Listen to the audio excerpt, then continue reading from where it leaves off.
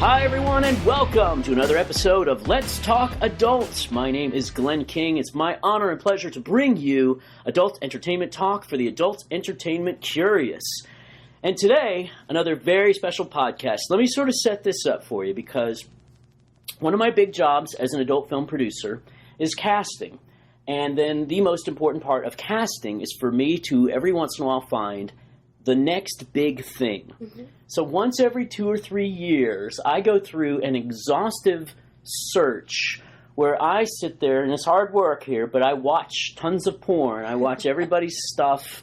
I have a membership to like Pornhub Premium that I go and used to look at all the companies. And then I watch girls, and I try to see, I'm looking for somebody who stands out, who jumps off the page, who when you look at like a tube site and you got 50 scenes on the same page and you're scrolling through them all, somebody jumps off the page at you and you say, oh, I got to check this out. And then once I've got that, I look to see, well, what about her acting skills? Is she somebody who has a natural talent for that? And then what about her sexuality? Does she exude sexuality? And then there's other factors that come into play as well. But what I'm, again, looking for is the next big thing. I can't just only shoot girls who have already become big stars. I have to find some on the way up. And usually I give them their first femdom scene, and then we see how that works out. As an example, I shot Jessa Rhodes when she was 18 years old, I believe, back in the beginning of her career. And then I had to take a chance on her, and she turned out to be something very special. So recently, I embarked upon another one of those searches. I guess it was last year, somewhere towards the end of the year. Looked at quite a few talents and then came across somebody that I believe fits in all of those areas. And her name is Kiara Cole.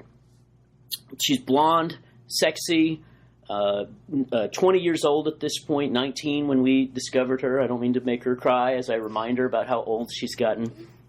So I booked her for a scene. I approached her at Avian and said, hey, just let you know, I booked you for the scene, and then here's what you're going to be doing. And then she kind of looked at me like, oh, shit, that sounds like something I've never done before, this female domination stuff.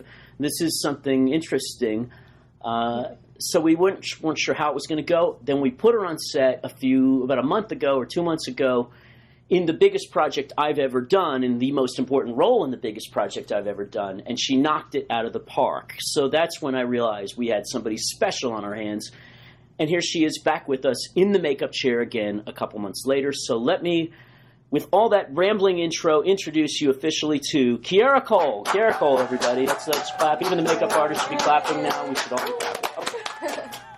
All right. So just to set the table for you guys here, she is dressed right now in like skin-tight, ripped jeans. She has on like a little gray top that does not cover her entire midriff. So she's got a little bit of belly button peeking out, and then perfect nails and perfect, I can't really see her feet right now, although I know from yesterday that they're size 6. So perfect pedicure as well. All right, so let's get right into it with you, Kiara. Let's do it. You started in the industry at 19 years old. What were you doing before then? High school, basically? I was doing high school. I was always a hard worker, so I was doing high school, and while I was in high school, I was working at a Hardee's. I worked there for like a year, and then my best friend got me a job at a deli, where I did a lot of housewife training, a lot of making sandwiches, doing dishes, all that kind of stuff, serving food. Nice. Yeah, good stuff. And then, so I worked there for like another year, you know. And then I turned 18, and I went to work at this factory. So I worked at the factory for like 3 months. A factory? Yeah, I just always wanted more money and more hours, and yeah. Wait, so like you were stamping bottle caps on beers or what? I was inspecting the outer part of the grill to some Toyota truck. Yeah, I was inspecting the paint on it, every single part. We probably went through like 700 a day. You know who else got their start that way, Lori the makeup artist?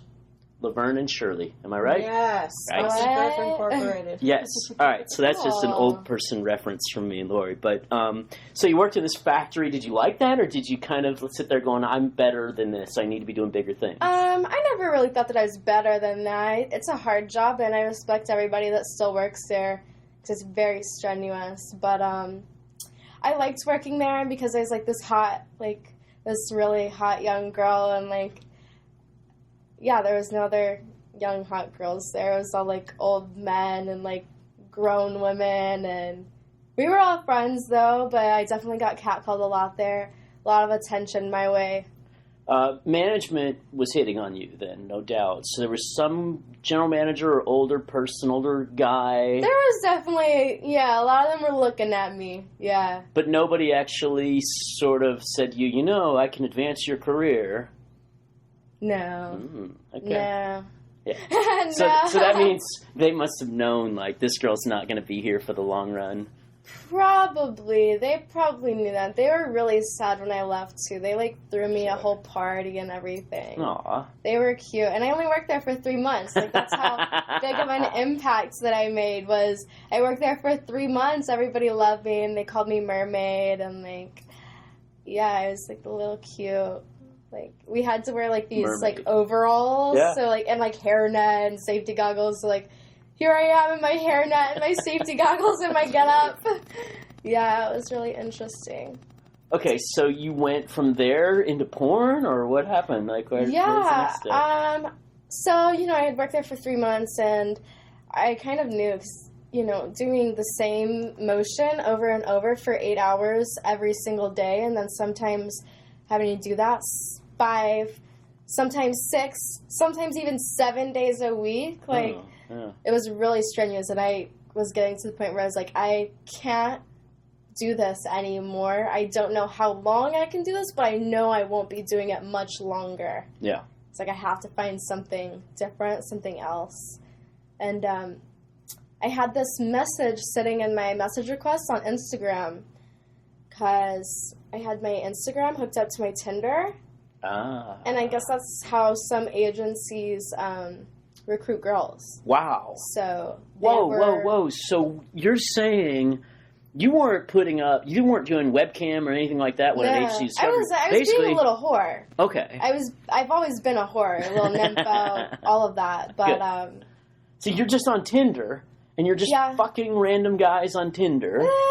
I mean, not exactly, but I fucked a couple of them, and I have my Tinder account out there, and I have my Instagram hooked up to it. So Motley, this agency called Motley Models, was scrolling through, and they swiped left or right or whatever on me, and they sent me a DM on Instagram, and I kind of ignored it for a long time. But, I was working in the factory, so, I'd look at it every once in a while, but mostly thought it was a scam.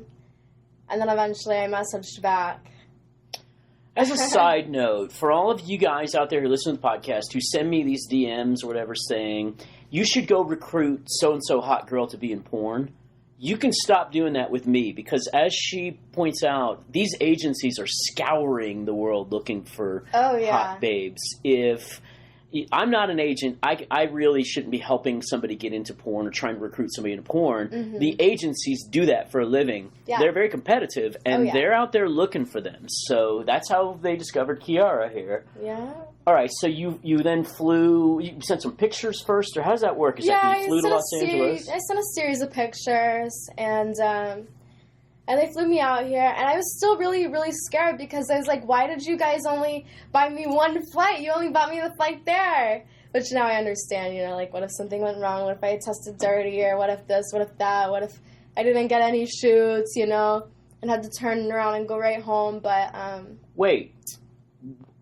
Are you saying that if you had not gotten any shoots that they would not have paid for your flight back? Or you're just saying they didn't make it because they didn't know when you were going to go back? Yeah. Yeah, they didn't know when I would go back, if I would just go book the whole month, or maybe I'd have no shoots, or, or really when I'd want to leave. I didn't have a lot of things planned out then, but I was really sketched that they only bought me one way. I was like, no, y'all better buy me another way before I get out there. was like, that's kind of sketchy. And then Dave called me and he's like, I've been doing this for 10 years, da-da-da-da. And I was like, yeah. I felt kind of like, oh, okay, like, you know, maybe. Yeah. Maybe he's being for real. Dave does like to point out. Maybe I did really just offend them. Like, I was like, oh, my bad. No, like I was telling you yesterday, I offended them too. Dave does get offended easily, I think, when he feels like somebody is questioning, you know, he's been in business a long time, and he thinks he knows what he's doing. Yeah, and for sure. so he is a little easy to piss off in that area, as I discovered as well. Yeah, he's very stern. Yeah, which is probably a good thing. Yeah, I've had lots of friends, being around as long as I have, I've known guys who were producers or whatever, then became agents, and what they went through in their first couple of years, they usually have to learn to be stern. Because otherwise you get these girls, and you know the type, who are like, oh, I can't go to set today, so-and-so. I just got a flat tire. I was on my way to set and I got a flat tire. And then the agent will say, well, where are you right now? And then the girl will say, I'm at Canoga and Winnetka. And they'll go, the agent will go, great, I'm 2 minutes away. I'm going to come get you and take you to set. And then the girl will go, oh, did I say Canoga and Winnetka? No, I meant I'm down in Long Beach. Yeah. Yeah, I'm actually in San Diego right now. Yeah, exactly. So, all right, so that worked out. You went down there. So a couple questions here. All right, first off, was the living quarters to your expectations? Some girls, it's a little shocking when they get to the model house, I guess is what I'm saying. I think the Motley model house is a little different but it's a really nice house. It's a spacious house. You know, there's quite many bedrooms, and so yeah, it was really nicely put together. And he dates a model named Scarlett Sage, so she was there to, you know, she's there to welcome the girls when they're first getting there, and good, all of that good stuff. And she even like gave me a bunch of gifts. Like, she got me this big old dildo and was like, here, you know, to get ready for, you know, like the weeks of work and all that kind of stuff. They were just really comforting, and they talked me through everything whenever I first got there, like how to pick my stage name and all that kind of stuff. A lot of pointers. Good. You get a lot of pointers when you're staying there, and I feel like when you're staying there, you're very in the know. Good. And everybody loves staying there. They're really great. Right. They have like snacks and stuff. We have our own fridge. Like, everybody has their own room, and yeah, there's not much to not love about staying there. That's good. Motley's got a good reputation, and I think you're telling us why. You know, they take care of the girls. They care. Definitely, and that's important. Yeah. You want to feel like you're not just a little moneymaker for them. You want to feel like they're trying to help you in your career and make money for everybody at the same time. Mm-hmm. All right, so they sent you. What was the first set they sent you to? It was Net Video Girls.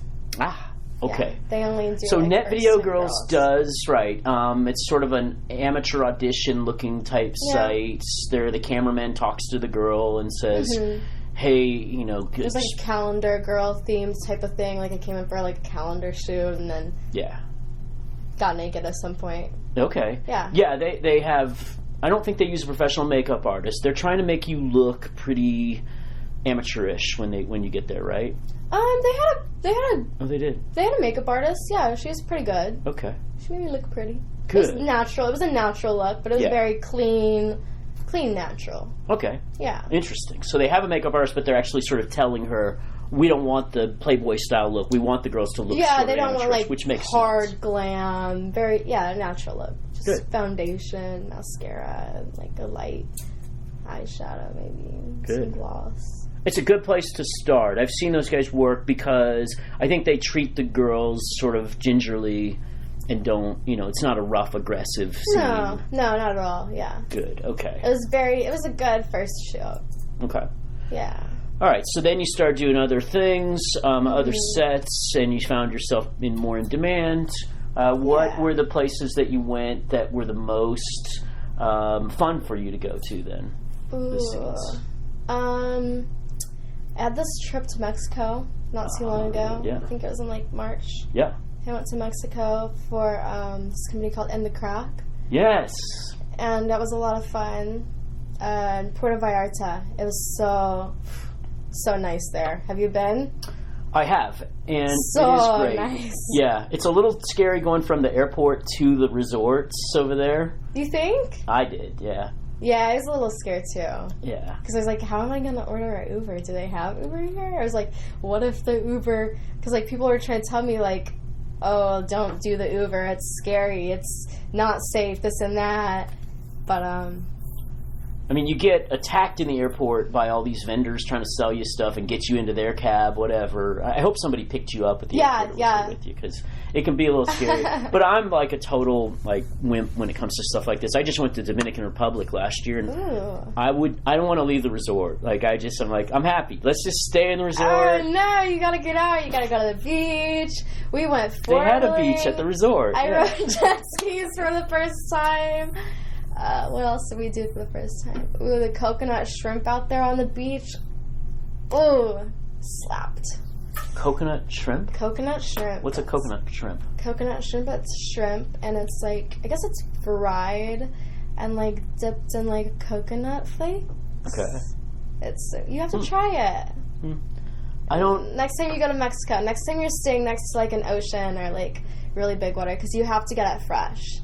But it was the best. It was the best in Mexico. I've had it in Florida, and Alabama, and places like that. But it was the best in Mexico. All right, so that's a fun set. And then, what would you say, maybe without naming names here, was the least fun that you had, or why was there a set that you didn't like it, and what was it that you didn't like about it? The other day, I had an interesting situation. Ooh, do tell. It was really weird. It was a girl scene, and I was already running a little late, so that kind of always throws me off if I'm running late, because I start to feel kind of like a guilty conscience, even though I know people are literally late in this business all the time. Somebody's always late, you know what I mean? Yeah. It seems like, at least. And I got there, and like the director and the producer like didn't even introduce themselves. I guess they just expected me to like know who they were or something. So like never, maybe I should have been like, I'm Kiara, nice to meet you, but I'd already been like, sorry I'm late, everybody. Like I didn't even know who, like somebody should come up to you and be like, hi, I'm like the one in charge, right? Right. But like I didn't know who to introduce myself to, because I don't know who any of these people are. So I'm like, they never introduced themselves. And then like the girl Tom was kind of new, so like when we were trying to do things, like she wouldn't open up. Okay. Yeah. She wouldn't open up. Right. And like I was so you're working with a girl who really isn't into girl is what you're telling us. I think she was into girl. I think maybe she just hadn't done a lot of like mainstream stuff. Like maybe she just didn't do a lot of like pornos, like maybe just more of her own stuff and more clip stuff. Yeah. And which is a big trend in our industry right now. Yeah. Which for you guys that are out there listening, let me explain this. As a producer, I love girls who have been doing cam stuff who now want to get into porn because they've learned how to speak in front of the camera. However, the downside of that is that they don't know how to be visual in front of a camera in a situation like that. They don't know how to angle their body towards the camera. They don't know how to open and sort of angle the vagina towards the camera. Yeah. So they need to learn that part of it. And so it's a little challenging when somebody like Kiara gets there, who's been in the business for a year now and knows how to do those things, and the other girl doesn't. And then we have this director who I don't even know his name still. Yeah. And she probably doesn't know his name either, and he's like not knowing our names, so he's like, what's your name again? What? I'm like, dude, like, do you have any respect for, like, I get it because like we'd never met before, but like you should have introduced yourself and then maybe you would have known. And then afterwards it was like really bad because he didn't have any paperwork. First of all, he did the sign in and the sign off at the same time. Like gave me the check on camera and was like, did you have a good day today? Did anyone rape you? Da da da da. All before set. I was like, that threw me off immediately. I was like, this is wrong. You shouldn't be doing this right now. Completely. And this is why... And it was like for a big company. This is why those things won't hold up in court. It's a waste of time to do this. Yeah, it's like I literally... If a girl says, and we've seen this over and over again in our industry now, is that a girl has a miserable time on set, feels like she's been violated. At the end, they're holding the check in front of her, and they say, now we'd like to film you saying you had a great time on set today and that you love us, and if you don't, we're not paying you. So the girl says, thank you so much, I had a wonderful day today, gets her check, and then goes on Twitter and says, this guy shoved his tongue up my butt when he wasn't, when he was not in the scene. That's something that just happened in our industry recently. Yeah. Yeah. Yeah. So he didn't have the paperwork. So, and this was after the scene. I didn't do the paperwork before the scene. I figured, like, okay, we'll get around to it. So they seemed super unprofessional. The other lady that was there, the other director, they were shooting 2 scenes at the same time in the same house, which I also hate because then you're supposed to be quiet, even though you're supposed to be shooting a scene, a sex scene. You're supposed to be quiet. Yeah. So she didn't have makeup for her other scenes, so that she's like asking us if we have makeup that she can use. I'm like, what? And then like the new girl didn't have a lot of clothing options, so he's asking me, can she wear your shoes? Can she wear your? I'm like, what? I'm like, I cannot believe you're actually asking me that. And then so this is where I got all about was after the scene. The scene was good. It was hot. It was a hot girl scene. Good. And it was until afterwards when he was like, oh, where are you staying? And he was like, okay, cool, I'm staying there too. I actually ran out of paperwork, so can we meet up later? And like, can I get your number and we can meet up later and do the paperwork and this and that? And I'm like, in my head, I'm like, yeah, you're fucked on your paperwork. Give me my check. I'm fucking going. We're not meeting up later. You're not getting my number. That whole spiel. But I told him, like, because to be clear here, you feel like he's sort of heading in the direction of he thinks he's going to come over and fuck you when he gives you the paperwork. You're sort of worried that he's going to go that route. Maybe he's not actually saying that, but in the back of your head, that's what you're thinking, right? I'm thinking that's totally unprofessional. Right. You shouldn't be getting... First of all, you shouldn't be getting my number. You shouldn't be... I'm not wasting my evening after I've already spent all afternoon here. I'm not wasting my evening waiting around to meet you to do your stupid paperwork that you should have had at the beginning of the day.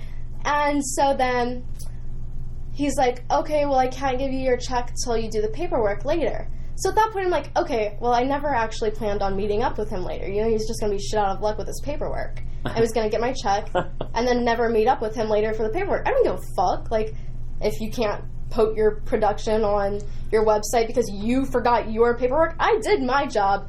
Fucking pay me. And so it ended up I had to literally ride with him to a Staples or Office Depot or something to do this paperwork so he could print off paperwork and I could sign all of it. And then I do all my paperwork. We're in his car at the Office Depot. And then after he's done looking at all my paperwork, he goes, "You'll never believe this. Remember how because he wrote the check back at the house. Yeah. He had wrote it out and everything. Uh-huh. He's like, remember how I wrote you that check? He's like, I forgot it at the location. And at that point, I literally looked at him in the eyes and was like, don't fuck with me. Are you serious or are you fucking with me? I was so pissed. Yeah. I was literally just like, are you fucking with me? And he was like, well, do you want to meet up later? Because the other girl that was still there. Yeah, back to this meetup thing here. He's like, do you want to meet up later? She's going to be here in like an hour, 45 minutes. I can meet you this spot, whatever. And I'm like, no, dude. No, you can talk to my fucking agent. I'm not dealing with you anymore. This is bullshit. Yeah. I should have never even had to come to Office Depot with you. Yeah. That's not my job. Right. Like, my job is over. I should have been home by now. I mean, in his defense, okay, that may happen every once in a while. I mean, in my 20 years, I guess, I can't think of a time when we couldn't come up with a release form for a girl to sign, because it's like I have them stored in my Dropbox, for example. I can always print out a new one anytime if I forget to bring them to set. But one time, for example, there was something wrong with a release form that we had signed, and I actually had to ask Riley Reed, can I meet up with you somewhere the next day? And so she said, yeah, come on over to my house. And I went over to her house, and she signed them. That's nice of her. So, yeah, very nice of her. So it does happen, and I think you sort of have to have a little bit of patience. But here's the problem, and this is me, Glenn King, talking again, as we do on this show a lot, to you guys out there throughout the United States who are thinking about becoming independent producers. It is incredibly important for you to not be perceived by the model as trying to have sex with her off camera and have a date. Being a porn producer is not dating. It's just not. Yeah. And you don't want to get the reputation, because it'll spread so damn fast. Because imagine, let's just say you guy out there, that you're in the situation, it's an honest mistake. You were at a location, there was no printer there, you legitimately didn't have your paperwork, and the girl said, okay, cool, come over to my hotel room tonight. You go over there, and you make one little, at that point, you better be so damn careful that you better stand 10 feet away from her, and give her the paperwork to sign, walk away, because if you don't, if all you say to her is, boy, you're looking hot tonight. Like, get the fuck out of here. Then she's going to say, get the fuck out of here. And then she's going to tell all her friends that, yeah, can you believe this? This is what happened. He came over to and then he quote unquote, couldn't find the paperwork, then comes over to my hotel. You've blown your one chance to do that in your whole life at that point. Because if it happens again, every girl in the business is going to start tweeting that this is the trick that he does. So you don't want to do that. So learn a lesson from this. And, Kiara here, well, I assume you got paid eventually because your agent intervened and got it for you. Yes. Is that the end of the story? How'd you get your check?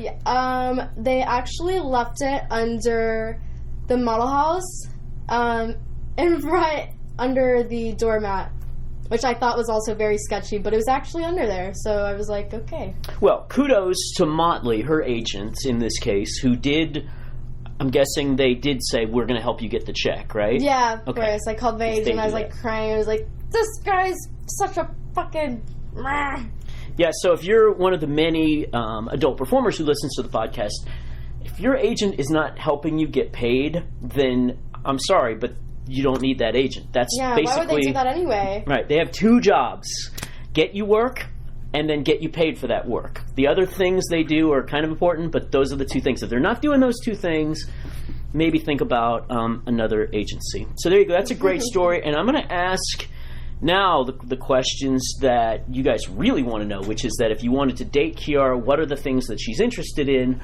But first, I need to tell you about our awesome sponsor, Sext Panther. You're not on Sext Panther, are you? No, not yet. Okay. They've approached me, and I've thought about it. I've been on Sext Panther, and I did a little... I even messaged one of the girls on there, like, just to see what it was like. Yeah. Like, see... Yeah. How, Did you set up a fake name and go in on there as a customer? I love this. I don't think I used a fake name. Okay. I think I was talking... I sent Allie... Is her name Allie Links? Oh, Alex Links. Yeah, we shot her. We love her. Yeah, I had messaged... She's, like, one of the top Sext Panther girls, or she was whenever I looked, like, not too long ago. And, I saw Sext Panther at, was it Exotica? And they approached me. They gave me this cute little shirt, and they were super nice. They were trying to get me on, and I'm just still kind of iffy about it because I hate talking to people. Well, here's how it works for all of you out there. No, absolutely. And it's something that I personally was on Sext Panther for a while as well. It turns out there are people that want to ask me questions. Interesting. But I also kind of hate talking to people. Like, I'm just so busy. And when I get off set, I got a million other things going on. And so I kind of stopped doing it. But that doesn't mean that it's not a great thing, because Sext Panther is a wonderful way for you, the listeners, to build an intimate relationship with the porn star that you are into without coming across as creepy. because you're paying for this, and they set reasonable rates, but basically you pay to sext with them. Many of the performers who have appeared on our show, Ginger Lynn, Christy Canyon, Kimberly Chi, Christina Rose, Courtney Taylor, so many of them are on Sex Panther, and you can send them a dick pic. And if you send them a dick pic on Twitter, they're going to ban you or block you for life. But if you send them one on Sex Panther, they're going to tell you how much they like and enjoy seeing your dick or whatever. Or maybe you just want to ask them questions like, what's your favorite baseball team? Like we're about to ask her. Or maybe she wants to send you a video clip, stuff like that. Or maybe even talk on the phone to your favorite performer. You can do that at Sext Panther. So go to SEXT, like sexting, Sext Panther. So it's SEXTPANTHER.com. Find your favorite porn star on there and start talking to her today. Also, if you're one of the many performers that listens to the show, we have a performer right here in the chair who's not on Sex Panther yet. So I'm telling you, all of you, this is the greatest way for you to get that intimate relationship with your fans, but at the same time identifying which ones are willing to pay and support you as opposed to which ones Very true. are sort of freeloading and just want free conversation with you. Yeah. Being on Sex Panther... They just want a reply. They just want one reply. Right. Some of them are desperate even to have you call them names. Like they send you troll stuff on Twitter just to get you to say fuck off. They want you to say fuck off. They love that. Hey, check it out. My favorite porn star told me to fuck off. They show all their friends. So with Sex Panther, you can thin the herd out and only talk to the ones that want to support you. So go to sexpanther.com. Now, so here's the big question for Kiara Cole. So many guys have seen you and are now thinking of you as America's XXX sweetheart. Aww. So they want to know... There you go. They want to know, well, if they took you on a date, what are you into? What are you passionate about? And I know because I've seen your Twitter, so don't lie to me. Okay, well, I post a lot about the Cardinals. Yeah. I'm a huge sports whore. Baseball fan. Yeah, I like my baseball. A lot of people don't understand how I get so into it, but I played baseball from, I played t-ball, probably in first grade or kindergarten, and then from there I played until I got older and didn't really like it anymore. Probably till about, I was probably freshman in high school when I stopped. I was like, yeah, not really. What position? Well, it was just little league, so I played a different position every time, but I think I was usually outfield. Okay. I think I was usually outfield. Mm-hmm. All right, so when you go to the St. Louis Cardinals games, you actually are paying attention. Yeah. Oh, yeah. And you know what a double play is and a bunt and all of those things. So that's cool. I hate when they bunt. That's so stupid. It's a funny thing about bunting. Now we're really getting off track, but it's something I'm a fan of baseball, what they call sabermetrics, which is where they use underlying statistics to try to really, instead of the old way they used to do things by going well, I feel like my gut instinct tells me it's a good time to bunt. Now they look at probabilities and go there's a 26% chance that this bunt is going to get the runner to second base and then later end up with him scoring. Yeah, that makes sense. They've now kind of realized that bunting is not the statistically best way to go. So when you say you don't like bunting, it's probably because you're doing the math in your head, you're calculating odds and statistics, and you're thinking this isn't a good idea. That's what I'm saying. Yeah. You don't have to deny that. Just, I'm telling you guys, it's true. She's a genius. I think they're the masters at what they do, so... Yeah. All right, so St. Louis Cardinals, you've been a fan all this time, or did you just... Yeah, I've lived in St. Louis my whole life, so I've always been a Cardinals fan. Anyone in the Midwest, anyone in St. Louis or in Illinois, Missouri, you have to be a Cardinals fan. You're just born a Cardinals fan. You know what I'm saying? I lived in St. Louis for a year. Yeah, I did. Cool. You go, what we did was great because we played volleyball after work every day. Cool. It's I've never been in a town like this where everybody... Sand volleyball. Yeah. Probably at a bar. I think so. Probably at a bar. Maybe we did eventually, but at first we were going to this park, and I also remember I was getting bit by mosquitoes I've never been anywhere else. Yeah. That place. Hell yeah. But I just thought it was cool. Everybody, the whole damn town shut down at 5 o'clock to go play volleyball. And it wasn't now this was 20 years ago or 30 years ago. Oh, wow. It wasn't like other places. That it was a real good culture out there. Very, very. All right, greatest St. Louis Cardinal of all time? Player? Yeah, who'd you like best? Who's your favorite? Currently on the team, we'll go Yadier Molina. I love him. Okay, so He's Yadier so Molina is your favorite player. Yeah. Who else do you like? Who else do I like? Colton Wong. He's sexy too, and a really good player. He made some good plays just recently. I love watching him jump up and dive for the ball. Like, plays that you're like, how did you jump that high? Yeah. You know, or they'll just jump and like fall so hard, and it's like, man, you just really don't care. You just wanted that ball. Like, he had that drive, you know? Yeah, he's an infielder, very good defensively. Yes. Colton Wong. I love all of them, though. I love all of them equally. All right, so somebody's taking you to a Cardinals game on a date. Okay. What section do we want the tickets to be in? Do we know? Like, I mean, do you want to be down the third base line or behind the home plate, or do you want to be in the outfield where the partying is going on? Behind the dugout. I love being behind the dugout. Or behind home plate would be cool. I haven't done that. Yeah. I've also sat way at the top before. That was a really cool view. Okay, yeah. Yeah. But I love the seats right behind the dugout. Right behind the dugout, because that way you can flirt with the players. Yeah. Excellent. Where are we taking you to dinner before the game here? What kind of food? Ooh, we'll go... I don't know, that's a hard one. Well, what's your favorite food? Do you like steaks? Do you like tacos? Do you like Chinese food? Yeah, I think I was thinking Chinese. Chinese, okay. Yeah, but I always have to have a hot dog at the game. Of course. So I never really eat before the game. I just eat game food, like hot dogs, and they have these really awesome, huge pizza slices at Busch Stadium. Okay. That are so good.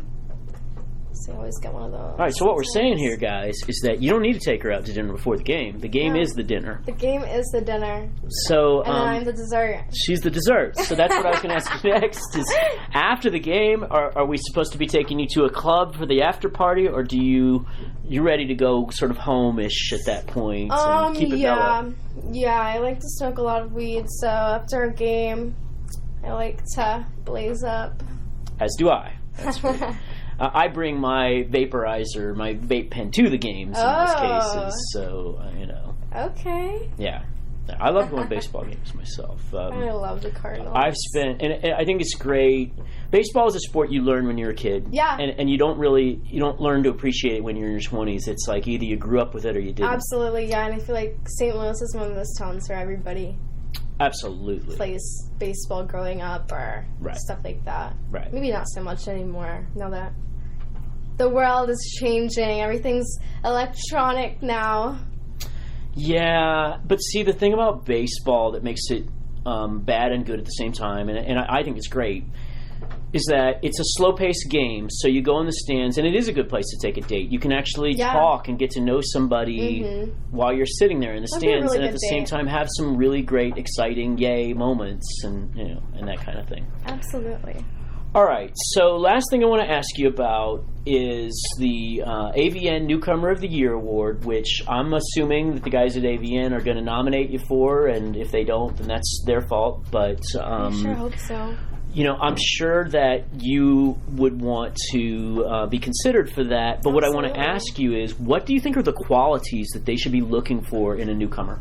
What do I think the qualities are? Somebody who is really dedicated and somebody who presents themselves well and beautiful inside and out, great personality. Yeah. Okay, let's just face it, I'm describing myself. Yes, you are. One of the things I think is the quality you want to look for is a girl who has the desire, the eye of the tiger, they called it in one of the Rocky movies, the desire to be the greatest in the industry. Yeah. And that's me. You've been on enough sets where you know that like 80% of the industry are just there to get their check, And I'm not knocking the porn industry because that's every job you work in. Yeah, absolutely. No matter where you Everybody's work. just trying to get paid. Right. Some people don't have that direction. Like, they don't know what their end goal is, so they don't know the next step that they need to take, so they're just living. Yeah. But I'm after something. Yeah, so no matter what your job, there's going to be 20% really who shouldn't be there on that job. Yeah. There's going to be 60% that are in the middle. Are my numbers correct? So 20, roughly. 20, 60. Okay, yeah. So 60% are kind of in the middle. They're getting the job done. 20% go there thinking, how do I make this a great scene so that I can further my career because I want to be the best in the biz. Yeah. And that's the names that should be on that list, Avian, if you're listening. It should be the ones. And I've seen, I do this every year. I list my favorites who I think are starting to transcend the industry, who are trying to transcend the industry. I think Kiara fits that description. This is what my experience with her has been, is that she has a desire to be the best. Yeah, and so that's going to propel her past everybody else. So do look for her in the awards in the nominations next year. All right, last thing I'm going to ask her. I always ask this to every performer who comes on the show. Now that you've been in the industry a year, go back in time using the little time DeLorean that we have that goes back in time. It has to go up to 88 miles an hour for us to get, right, Lori? Yes. Yeah, 88 miles an hour is the speed, and then we travel back in time with the flux capacitor. So we're sending you back to talk to Kiara a year ago in her first day on set and say, here's the advice I'm going to give to you now that's going to be useful to you. What advice are you giving? Or if you want to make it simpler, what advice would you give to the new performers of today? Maybe just take it easy, relax, don't stress it too much, and mostly just have fun, because if you're having fun, it will show on camera. If you're not having fun, it will also show on camera. Good. Absolutely. Stand up for yourself. I'm giving you your own advice Yeah, absolutely. Stand up for yourself. Yeah, your body is nobody else's body, so you should be the one in control of it and taking care of it and sticking up for it. Because if you don't, nobody will. There you go. Nobody will. Very well said. All right, guys, if you want to go find Kiara, which I know you do now, here's where you look. So what's your social media? It is at Kiara Cole XX. And that's spelled Kiara like tiara. But with a K. Yep. Yeah. So Kiaracole, Kiara Cole XX. Find her on Twitter. Find her on Instagram. What else you got? You don't have an OnlyFans yet? Snapchat. There you go. Is that Kiara Cole XX on Snapchat? It's all the too? same. Yeah. Oh, wow. Good job. Yeah. That's one of the things that pisses me off, is that mine is all different. But it's like I should have, but it's not. See, that's another thing that Motley came in handy with. They're like, find a name that's available on all social medias. Yeah. So it's different for me because I was around when all these social medias started up. So, Gotcha. we didn't know these things back then. You had to grab your name and then I had an Instagram account that had my correct Glenn King XXX, but somehow it went away, or I got it when it first started. I don't know. Somehow it got taken over, I guess. You started the trend of the Instagram deletion. Or something like that. It's just something, I think I registered that account, but then I couldn't get back into it after. But again, we didn't know when we first saw Instagram that it was going to become a big thing. So we were like, oh, what's this? Well, I should probably... I had porn star friends. It's always the porn stars who are the innovators on these things. And so then the girls would say to me, like, you need to get on Twitter. And I'd be like, shut up. That's stupid. Nobody's going to... Twitter's not going to take off. MySpace is where it's at, Oh, God. What do I know? All right, everybody. The great Kiara Cole. Kiara Cole, thank you so much for coming on the show. And thank you, everyone, for listening to Let's Talk Adult.